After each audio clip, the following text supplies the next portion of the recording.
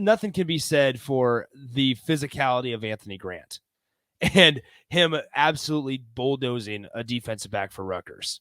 I mean, that was that. If you want something to be injected into your veins, that. Yeah, and credit to Nebraska staff and to Casey Thompson for finding him as a dump off. He needs to be more involved in the receiving game, especially just any way to get him in the open field, because he did okay running the ball today too. It's just there's no space. I mean, he did what he could early on, especially, and then eventually it was just tough to get anything. But he deserves to be. This is a team win. I don't know how many guys really stood out.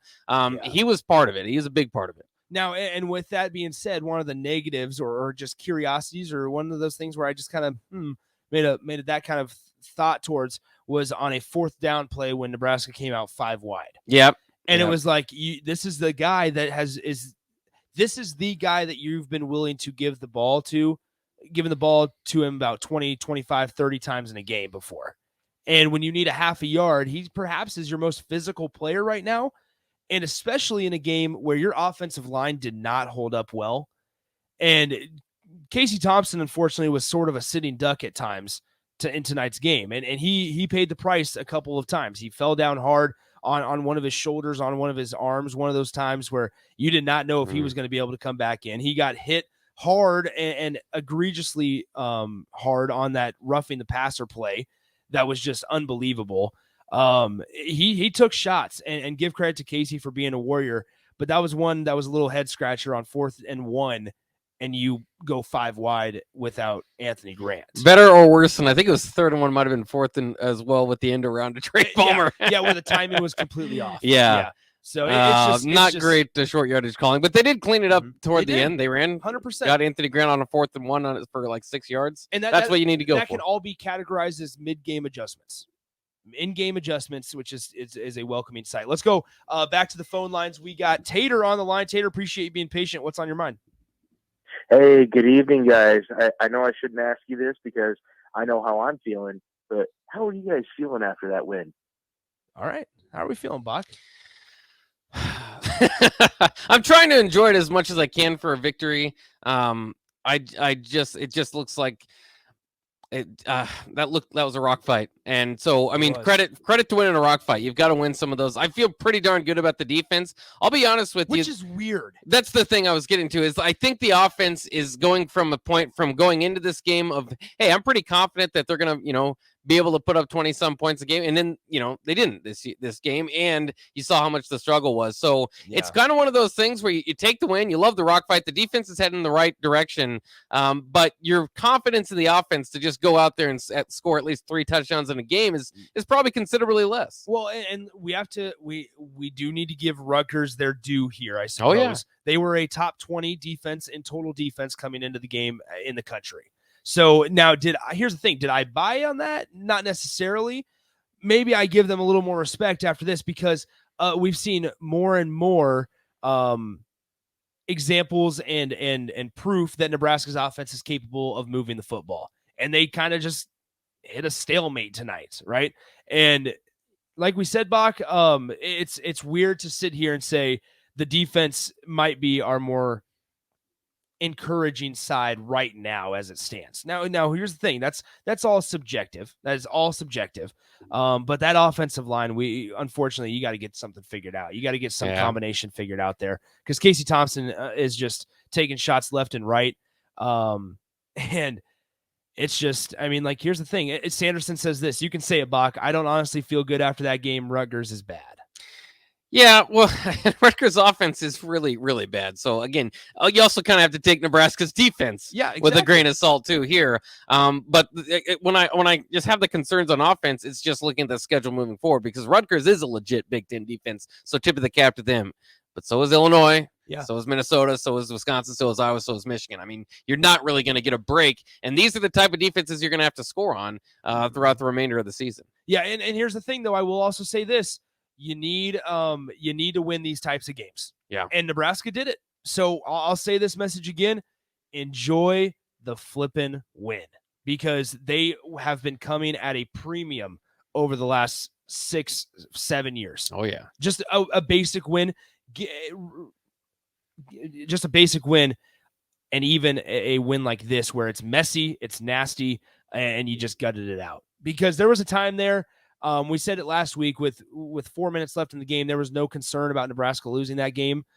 With 7 minutes in the game, or 9 minutes or whatever it was, there was a part of me with Nebraska down 13-7 going, man, I don't know how they're gonna need a big play from their defense. And they got it. Yeah. They got it. The defense answered the call one more time, like they had been all night, right? After that first possession for Rutgers, where they drove down the field with ease, I thought, oh boy, this offense is Nebraska's offense is going to need to step up big time. But in turn, it was the defense. And give credit to Bill Busch and that defense, because they answered the call after time and time again of Malcolm Hartzog getting targeted, time and time again of the run plays and the stupid penalties, and whether it was offensive pass interference or defensive pass interference.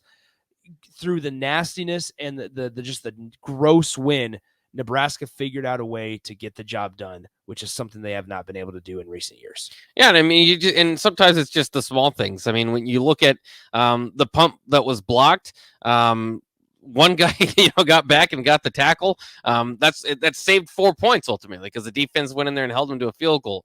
Kind of the same thing there in just the defense holding them to field goals altogether. There was times in that game that I was like, man, if they don't bow up right here, this is going to get out of hand. I don't know if Nebraska can catch up. And, they were able to do that. And so it's just rising to the moment, rising to the occasion. Things aren't going to be perfect more often than not. Clearly, this is a team that we all kind of knew is going to have to get around some of its shortcomings and going to have to get a lot better as the year goes on, to continue to pile up wins. And, it is just one of those things, learning how to win. Now you don't feel like it's completely, they've done it on the road, they've done it at home now, so you don't feel like it's going to be completely foreign to them if they're in another close game. The doubts that clearly came in when Frost was there, what's going to happen until we screw up, where's that going to happen? It didn't happen now, and in back-to-back weeks you iced the game, you did what you needed to.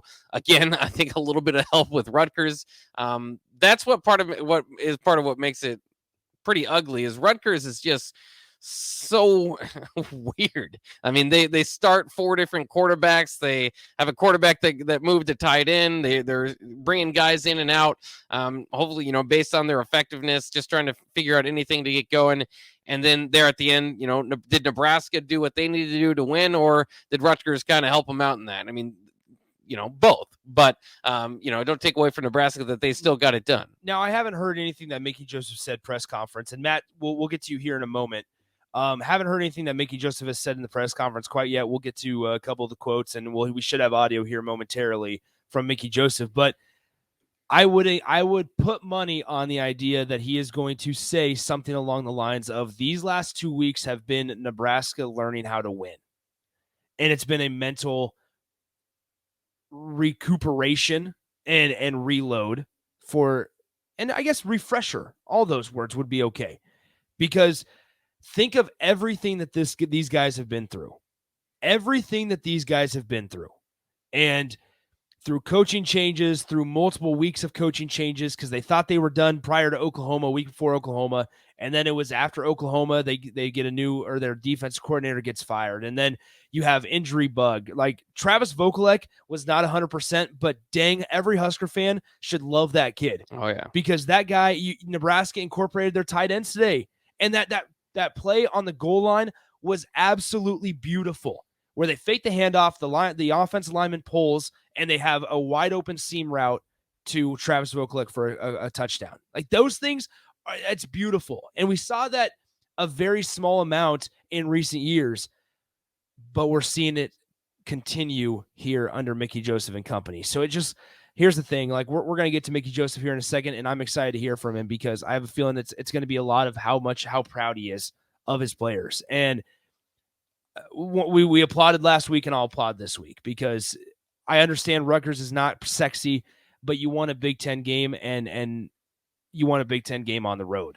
And a hard-fought win. I mean, This thing was not handed to them. They had to go out there, especially second-half adjustments, and get that victory. It's again, it's not the prettiest thing, but there's a lot of guys that I think that you could even point to and say, hey, they're kind of coming on. O'Shawn Mathis, I think, is playing better. Garrett Nelson now in the last 2 games, 3.5 sacks. I mean, he's really coming on. Again, I thought Luke Reimer looked pretty good until he had to be taken out. The secondary got 3 picks. A lot of defense there that I'm shouting out too, but Marcus Washington looked good at times. Anthony Grant, Trey Palmer, I think at this point you almost expect him to have a few big plays per game. That offensive line is going to be the major talking point, I think. And they did, again, make adjustments there. They brought some different offensive linemen in. Did it look a whole lot better? Maybe not a whole lot better, but certainly, I mean, you look at the first half pass success compared to the second half, the adjustments were made there, and they got some stuff done there too. So it's a hard fought win. It is. And that's, Nebraska needs to do that too. It would be nice to come out. We'd all feel good if they came out and won, 42-7. Absolutely. But a win's a win at this point.